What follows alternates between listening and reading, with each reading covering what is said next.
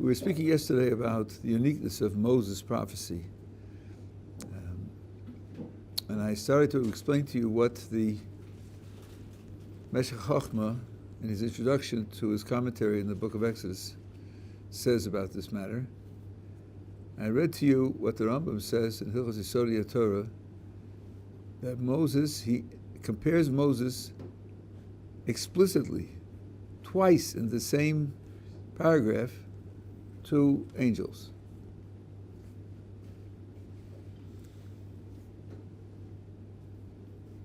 In one respect, that other prophets could only wait for prophecy to come, and it may come or not, whereas Moses could he could be certain that when he required prophecy, he would get it.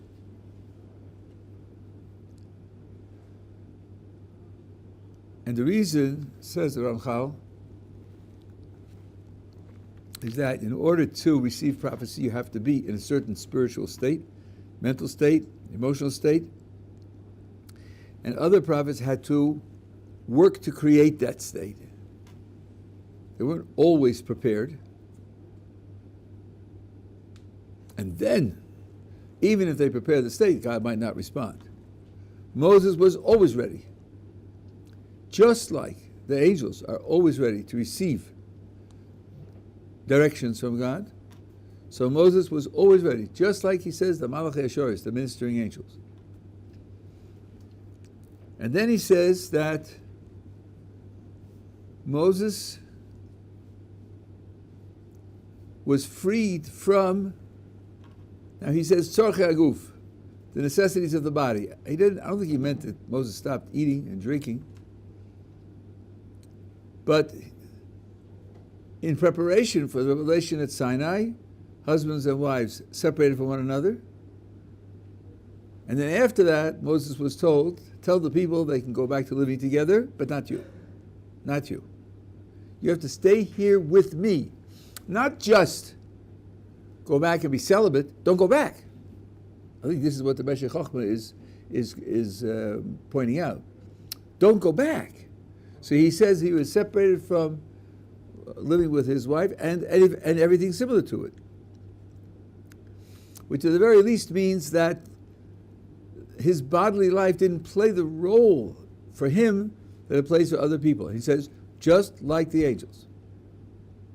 So I spoke to you about the fact that in the Mesilas Yesharim, the path of the just, so-called,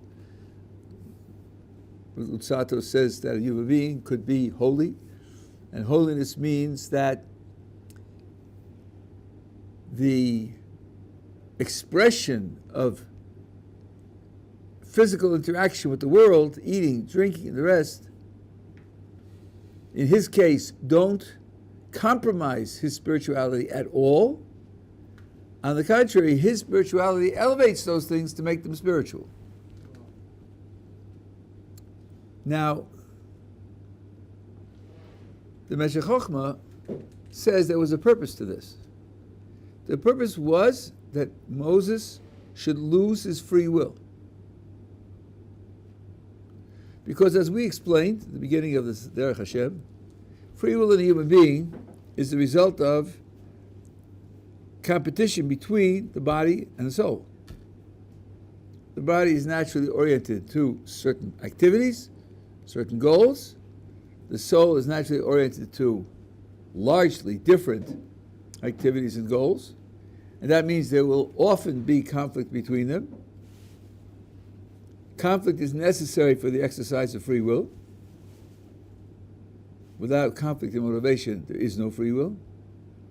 And since the point of our existence is to exercise free will, that's why we are created as a combination of two factors which are standing in opposition to one another. What happens if the body stops opposing the soul? What happens if the body is transformed to the point where it identifies with the soul? It also wants what the soul wants. It wants to be in concert with the soul, seeking the ends of the soul, well, then there won't be any conflict in motivation, there won't be any free will. Says the Meshech Chochmah, that is the state of being that Moses achieved for himself. And the reason it was necessary is because if he retained free will, I'm going to modify this in a minute, but if he retained free will, there's always the possibility that he used his free will wrongly. A person with free will can fail. A person with free will can rebel. Now he is the channel through which we receive the Torah, the commandments that God wants us to live by. Says the Meshech Chochmah, that channel must be indubitable. It must be beyond all suspicion, beyond all possibility of doubt. So, God arranged that Moses should lose his free will so that his transmission of Torah should be perfect. And not only that, but this applied, he said, also to Joshua, because according to one opinion in the Talmud, when Joshua had the Jewish people circumcised before they went into the land of Israel, after Moses died, there was a part of the circumcision procedure which was first practiced when Joshua circumcised the people going into the land of Israel. It had never before been practiced. Abraham was not commanded to do it and didn't do it. Now, this is part of a mitzvah d'oraisa, a biblical commandment. We have a rule. All biblical commandments come from Moses.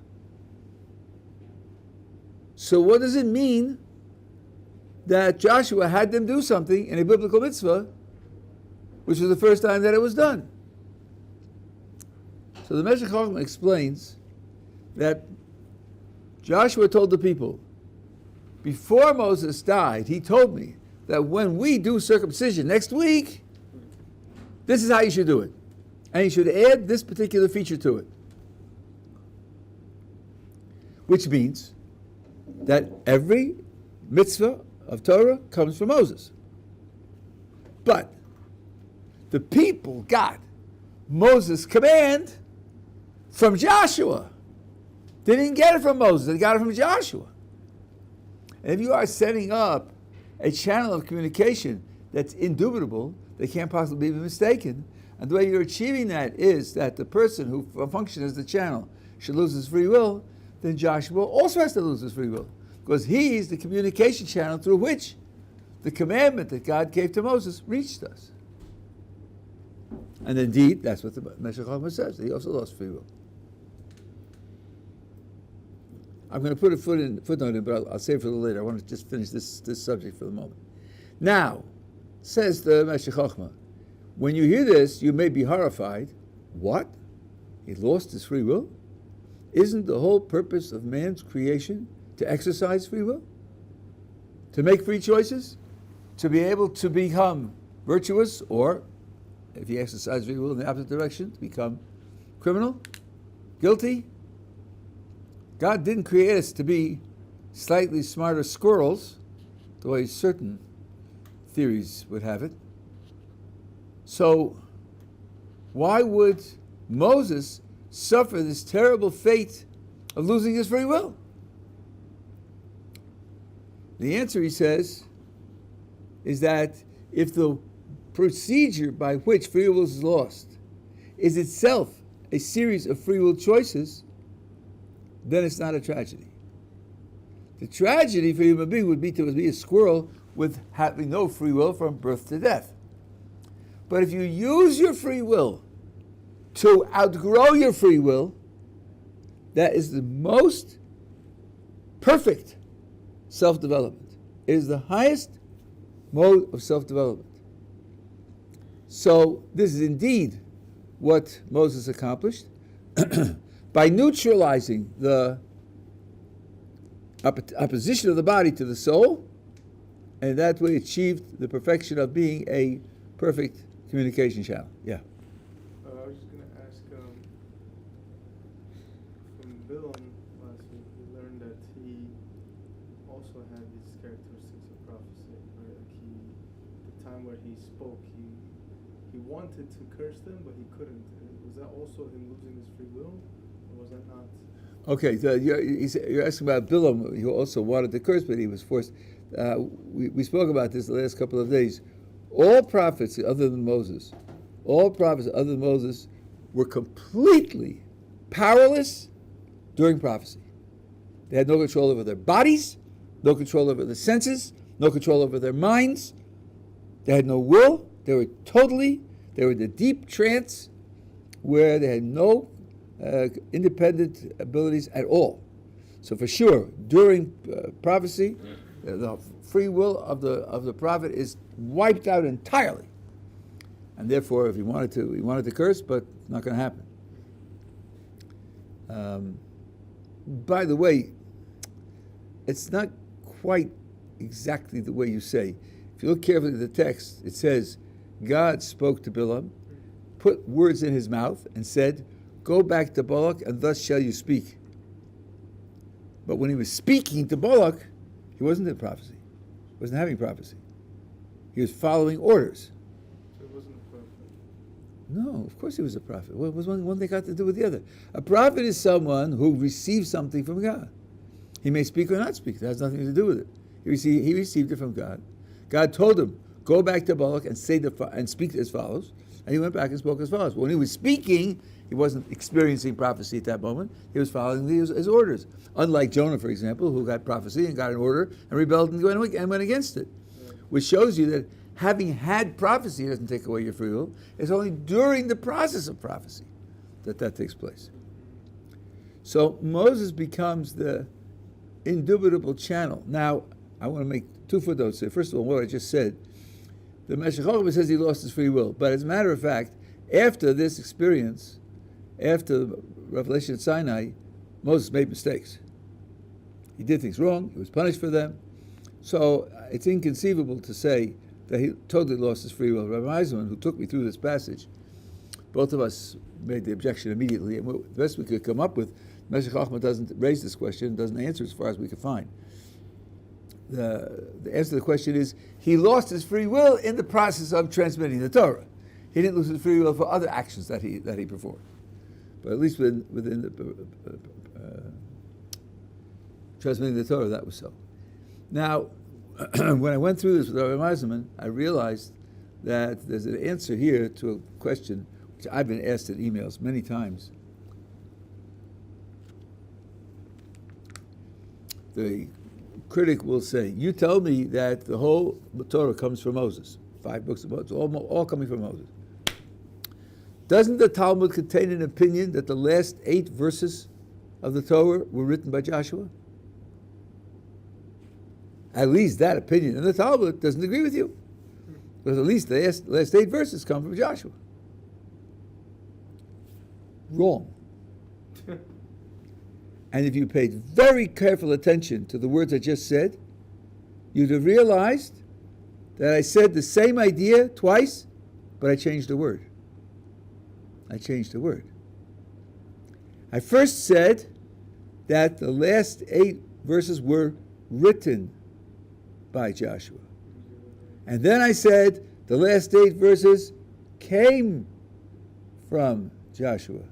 That's not the same thing. And just as I told you with Bris Milah, where Moses told Joshua, after I die and you circumcise the Jewish people, do it this way. And then after Moses died, Joshua said to the people, you have to do circumcision this way because Moses told me. Similarly, when Joshua wrote the last 8 verses of the Torah, he's writing them as Moses told him to write them. All the statement in the Talmud says is that he wrote them. Don't read into writing them, authoring them, inventing them, creating them, making them up, intuiting them and so forth and so on. That's not what it says. He put pen to parchment and he made the ink marks. That's all. It doesn't mean it didn't come from Moses. There's a whole industry out there to systematically misunderstand what our sources say, then make a big deal out of it. Yeah. The idea that the transmission of Torah had to be perfect, but like, don't we see that like we lost? Always what? Say this again? Don't we? I mean, isn't it like we lost a lot of Torah over the generations? I'm saying, isn't that why there's like a lot of machlokes? Excuse me, I said that Moses was different from everybody else. You got from that the transmission for thousands of years has to be perfect? I didn't say anything like that. What I said was, Moses giving us the Torah from God, that transmission had to be perfect. I didn't say about anything or anyone else. But why did that have to be perfect, but not everything after? Why is God okay with us losing it nowadays, but not that? Because if you could doubt what Moses told us, then you have no source for any of the Torah. Later on, something could be forgotten or could be misunderstood. We did disagreements about how to understand it. But the foundation is there, and then we deal with it. And we're only human, and we can make mistakes in the way we deal with the foundation. But if you doubt the foundation, then who says Shabbos is right? Who says Kashrus is right? Who says monotheism is right? You know, the whole thing is called into question. No, it's not comparable at all. Okay, so that's the unique feature of Moses' prophecy, and I told you about the quality of his understanding and the quality of his perception. I told you that a couple of days ago, and that's why Moses is the source of the Torah that we perform. It's called in Novi Torah's Moshe, the Torah of Moshe. No prophet later is allowed to invent any halach, any law. When you see, the Talmud records this and discusses this, you see very often the Gemara will ask, where does this law come from? And it'll trace it back to a verse, let's say in Isaiah, like some of the Shabbos laws. That does not mean that Isaiah made up laws. Isaiah can't make up laws. Anyone who will make up a law is a false prophet and he dies. Period. It's not allowed. But if Isaiah said it, it means it was a law. Where did it come from? Either it was part of the oral tradition coming down, and Isaiah is saying, if you violate this law, you'll be punished in this way, which means the law was in force, and it's just because it was an oral law, wasn't recorded anywhere else at that time, or it's a rabbinic law, like the laws of Shabbos that are based on the verses in Isaiah, are rabbinic laws. And he's simply telling people, these are the laws, you have to follow them, and so forth and so on. But the authority behind any law has to be Mosaic authority. It can't be any other authority. Okay, that's all that I wanted to communicate to you about part 3. And we are now going to start part 4, where he comes to the performance of mitzvos and the meaning that they have, given the background that he gave in the first 3 parts. The first chapter, which is quite short, he describes what it means to serve God. And here we're going to have to pay very careful attention to the words. He says the general concept of serving God divides into 2 parts. One is Talmud, and the other is action. Now, of course, when I say Talmud, so some of you will think, oh, he means learning Torah. Well, not exactly, as you'll see. Not exactly. Now, he starts with the active part. The part of action divides itself into 4 subcategories. Some of the actions required are continuous. Some are daily.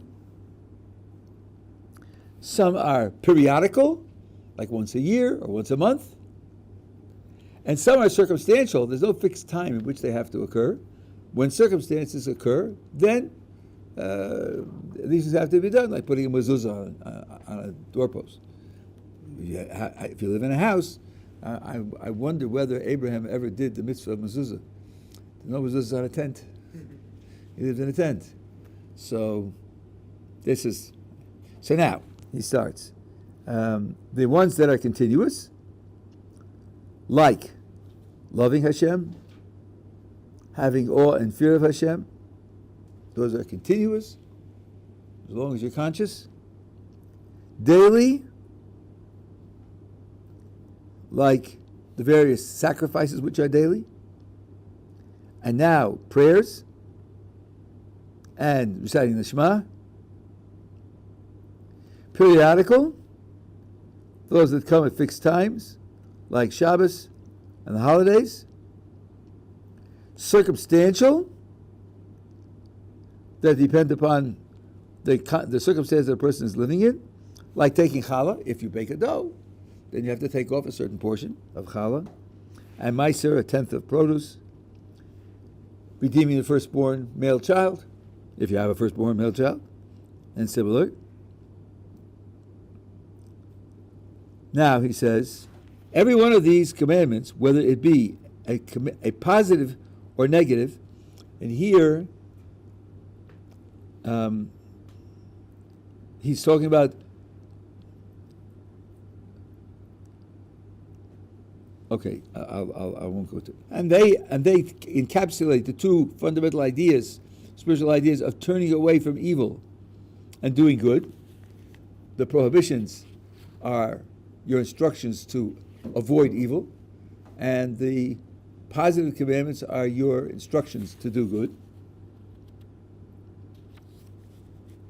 Now he says, so these are the various categories that the commandments take, but the fundamental concept, fundamental meaning of all of them, as explained in the first part, fourth chapter, is turning to God and seeking closeness to Him.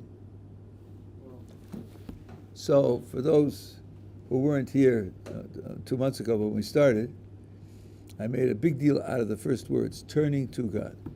And he says the same thing there. You have to know, to serve God means to turn to God. Oh, really? So doesn't that seem to imply that I wasn't facing Him before? The first move is to turn to Him. So I must not be facing the right direction. Why is that? Why is it assumed I'm facing the wrong direction? And the answer is because living in the material world and having a shibud, a responsibility for interacting in the physical world on its own terms, causes a person, usually, generally, to lose his focus on God. You have to step back from the physical world to focus on where it came from creation ex nihilo, from divine providence. When you're baking a cake or building a house or doing neurosurgery, there's the material in front of you, the techniques that you need to apply to the material to get to the goal that you've set. The ultimate background for things, the ultimate reality of things, is usually far from your consciousness. I would give you just a rough analogy. When's the last time that you thought of the fact that everything in your whole environment here is made of atoms? Maybe never, or maybe 16 years ago. I mean, you never think about that. You're dealing with the physical world and its physical properties, and you're doing that in order to accomplish what you need to accomplish. Yeah, it's all made of atoms. That's very true. That's very fundamental. You just don't think about it often. The physical world attracts. It exercises a fascination on the person. It absorbs his interest. So it's a question of serving God. You have to turn away from it in order to serve God. Some of you were here. I don't know how many of you heard this, but when Moses approaches the burning bush, so the Torah says that he noticed the bush, he saw the flame, and he perceived that the bush was not being consumed by the flame. And that startled him. And he said, Asura no ve'ereh. Now, asura in Hebrew means to turn away from. I shall turn away from, and I shall see this great sight. Why is it that the bush is not consumed? If you read that and you're awake, you think, what? I'll turn away from? Aren't you turning to? You catch sight out of the peripheral vision. There's a fire over there, and look at that. And it's a fire, but the bush doesn't seem to be singed. I don't see the ashes going up. That's interesting. I think I'd like to investigate that. The next thing would be to turn to the bush and approach it. Why would the verb being used be to turn away from? And not only does Moses use the verb, but the next verse says, God saw that he turned away and spoke to him. So apparently turning away is very, very important. Yeah, it's very important, but what does it mean? So the Malbim says as follows. Anyone who observed this and was attracted to it would come to investigate it, but each person would bring with him his own interests, his own focus, foci, plural, in doing so. So if a person is a physicist, he would say, how could that be? Fire requires fuel. Some new law of nature here, or something that needs investigation. An entrepreneur would say, free energy, set up a factory, and we'll make things without any cost for energy. And the minister of tourism would say, oh, pump this up, in the public forum, and people will come in streams, droves, and they'll be very popular. And a painter would say, how would I paint a flame in a bush with not consuming the bush? How would I do that? Each one will bring his context with him to investigate this item. What did Moses do? He turned away from all of those contexts, all of those environments, all of those mental perspectives, because he saw something here that transcends the physical world entirely. He turned away from all physical connotations. God saw that he turned away from all physical connotations and spoke to him from the bush. So that's an illustration of what I'm talking about in the Ramchal here. Your involvement in the physical world is forced on you. Okay, there are people who escape it. The Rambam talks about it, and there are such people, but they're very rare. For the most of us, most of the time, we're really invested in physical. When it comes time to do a mitzvah, there's that wrenching turn away, and then facing God and trying to come close to God. You had something. Yeah, I just had a question about how can, obviously Hashem shows sometimes miracles and things like the burning bush. How is it that we're able to perceive it? Like, I thought Hashem is hidden in this world, like he only reveals himself for certain, like how do we... Well, you say he's hidden, but hiddenness is a quantitative term, is more or less hidden, and there are times when he reveals himself in miracles. I mean, the whole of the Exodus from Egypt, the first temple had 10 continuous miracles going on. Anybody who went in could see it right away. So he isn't totally hidden. Indeed, in Parshas Nitzavim, he says, if the Jewish people abandon me, then I will hide my face. And if they abandon me worse, then it says, Haste, I'll doubly hide my face. Which means that beforehand, his face wasn't hidden in that way.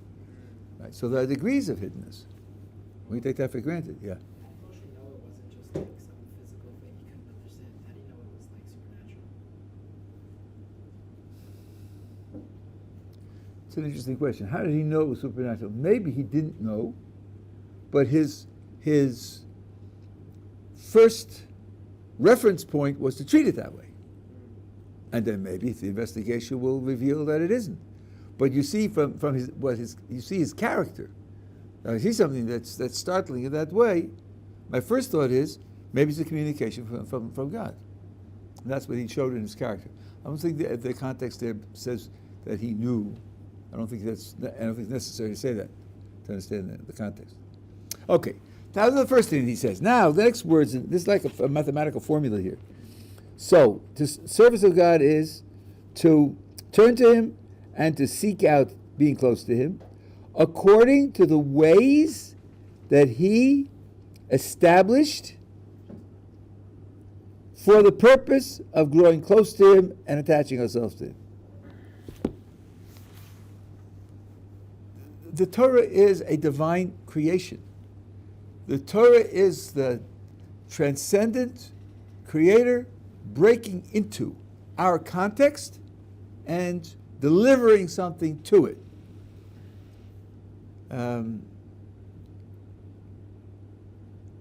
Drawing close to the Creator is not up to your imagination, your intuition, your ability to hypothesize and theorize and and meditate and so on and so on. It's not subjective at all in that respect.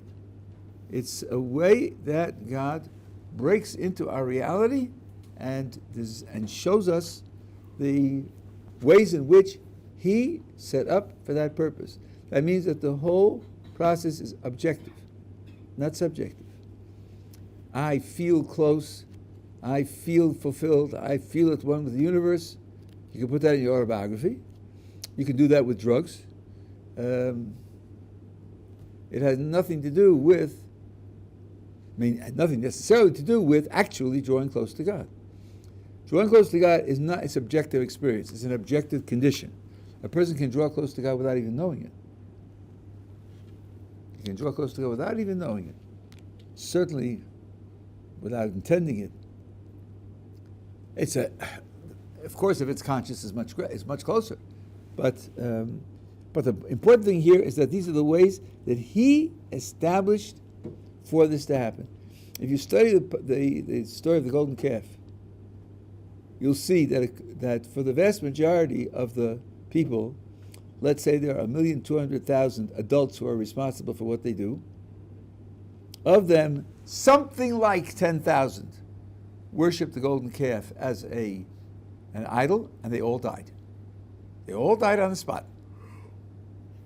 Everybody else lived because they were not worshiping it as an idol. To read the text literally, just read it literally and pay attention. You can hear it, I've recorded it a number of times. You see that what they wanted was a replacement for Moses. And yet, God says to Moses, I'm going to wipe them out. And Moses pleads on our behalf, and God says, okay, I'll stretch it out over time, and so forth and so on. Just because we invented a replacement for Moses. Yeah, that's right. Just because we falsified the whole philosophical message of the Torah. We made it into a human creation, a human invention. How shall we be connected to God? We'll create a connection on our own. If you create it on your own, you can destroy it on your own, you can change it on your own, you can change it every Monday and Thursday. It's your production. No, the Torah is not our production. The Torah is God's production. And if there are contemporary movements that have a different philosophy, and this shoe fits their foot, let them wear it. Golden calf is the message. You don't make it up on your own. There are those who have invented a parallel ceremony for girls when they're born, like the ceremony for boys. First, they took the ceremony for boys and eliminated the surgery. But then, what's called for a boy a brit, which means covenant, so they created a parallel ceremony for girls called a brita. It says for a girl, you have to put an ending on it to make it feminine. But as people who are educated point out, a covenant is two-sided. You can't volunteer to make a covenant. So where's the other side? Where's God on record that He wants this? No? That He wants a parallel thing for girls? No. Right? And if not, then you are single-handedly creating a covenant, which is a steer minei ubei. It's an oxymoron. This is absolutely crucial, that the only ways you can get close to God are the ways that He established for that purpose. Then, he says, given that that's the framework which we're operating, it's our responsibility to make an effort. I told you, he says at least 3 times in this book, your reward is only for your effort, not for your accomplishment. Our responsibility is to make an effort to remove all obstacles, things that promote evil, that dwell in darkness and physicality in this world, and to make the effort to achieve closeness to Him until we are attached to Him, whatever those words mean. And by being attached to Him, we will become perfected through His perfection. And that is His desire. It's God's desire that we do that. That's the whole purpose of the creation, as he mentioned above. So, for example, he says there in the first part, when you do a mitzvah is an action that's supposed to have the effect on a person of adding a certain type of perfection. For human beings, perfection is broken up into separate categories, separate items. For God, it's all one. But for us, it's like, for example, perfection in kindness, perfection in justice, perfection in courage, perfection in self-examination, perfection in humility, and many, many, many more. And it's through attachment to God, we then are enabled to achieve those perfections which are available to us. And it's the achievement of those perfections which enable us to go into the world to come, to relate to God in a certain way. That's like a one run-on sentence summary of the project. And he says there are many, many details that are required for this project to succeed, based on the nature of humanity and the nature of the world in which the human beings live, which changes over time, of course, so that the rules will apply differently. Not that there'll be different rules, but the rules will apply differently in different circumstances. The rules are written to be sensitive to that. And now he says that we'll examine and clarify a few of them in order to introduce them to the reader. The first chapter that he has is the study of Torah. Well, Talmud Torah, for which he has a number of very surprising things to say. So he says, I'm going to translate the phrase Talmud Torah differently, even though it's the same phrase, because in the context, it means different things. He starts off by saying the study of Torah is something that's necessary, because without studying the Torah, you won't know what to do. But in addition to that, there is in this involvement in the Torah a great purpose for perfection of a human being. And we mentioned it in the first part, but now we're going to do it in detail. So here's the picture. There are many powers or energies that God created for the world. Among them, there is one which is higher than all the others, whose meaning, whose content is more precious, more elevated than anything else in creation. Now, what does that mean? Higher, more precious? That is to say, it is the end point, the most, of what could exist among the creatures of the world, which is of the same type or category as God's own necessary existence.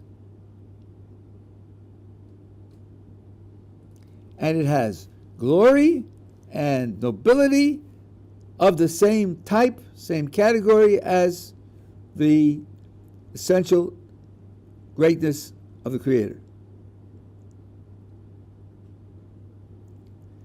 Now, I mentioned to some of you a couple of weeks ago, we have a phrase for the soul, and it's called Chelik Elokah Mimal, which literally means a piece of God on high. I mentioned to you then the great surprising principle which nobody ever thought of, that God is not a salami, and you can't slice God into slices like you slice salami into slices.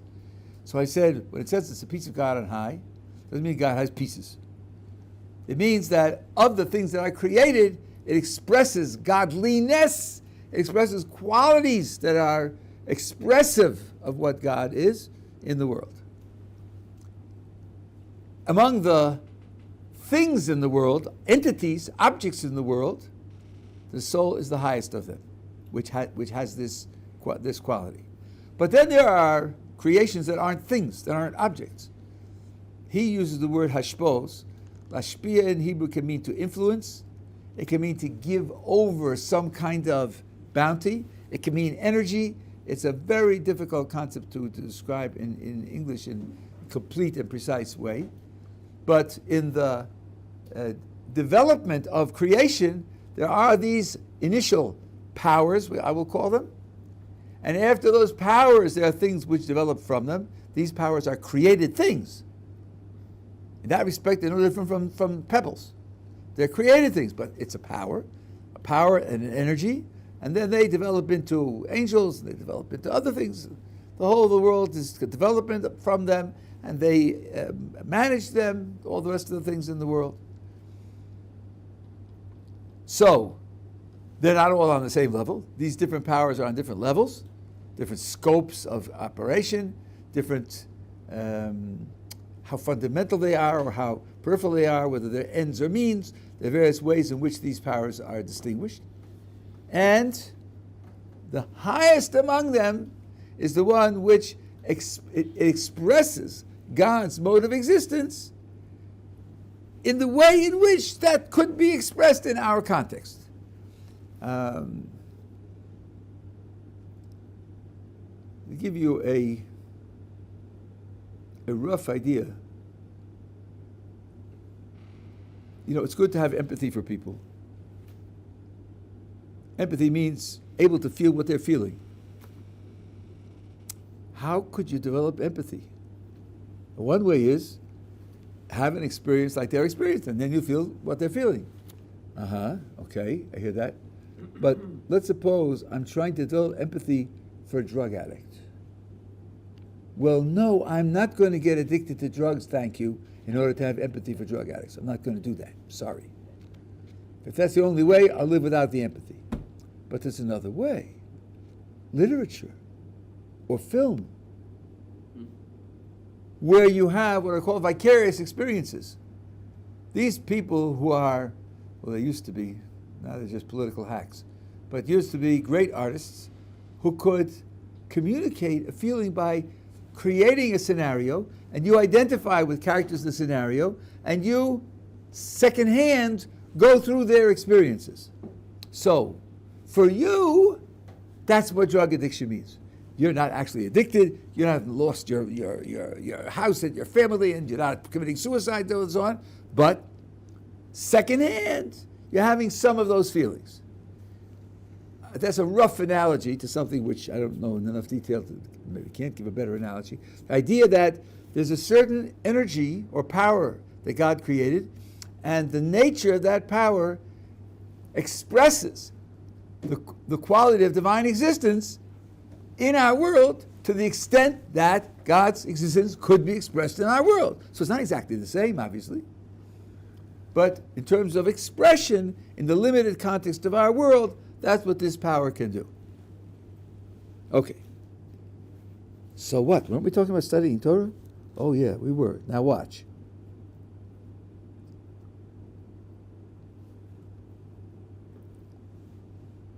One second.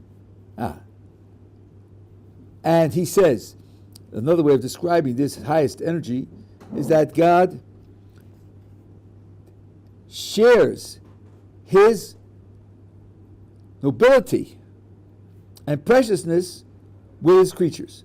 He shares it. Now,